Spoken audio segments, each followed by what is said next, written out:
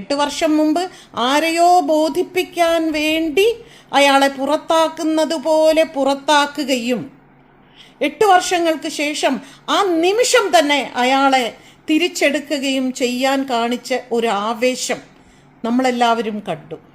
എനിക്ക് അപമാനമാണ് തോന്നിയത്. കാരണം ഇത് വെറും കീഴ്ക്കോടതി വിധി മാത്രമാണ്. ഇതിന് മുകളിൽ ഇനിയും കോടതിയുണ്ട്.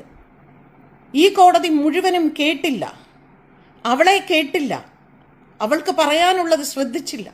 പല രീതിയിലുള്ള സ്വാധീനങ്ങൾ എല്ലാം ഈ കേസിൽ ഉണ്ട് എന്നുള്ളത് നമുക്കെല്ലാവർക്കും വ്യക്തമാണ്. സിനിമാ ലോകം അയാളെ 4 കൈയും നീട്ടി സ്വീകരിക്കുന്നു. ഞാൻ ഉൾപ്പെടുന്ന സംഘടനയുടെ നേതാക്കന്മാരെങ്കിലും സുപ്രീം കോടതി വിധി വരുന്നത് വരെ കാത്തിരിക്കും എന്ന് ഞാൻ പ്രതീക്ഷിച്ചത് തെറ്റായിപ്പോയി.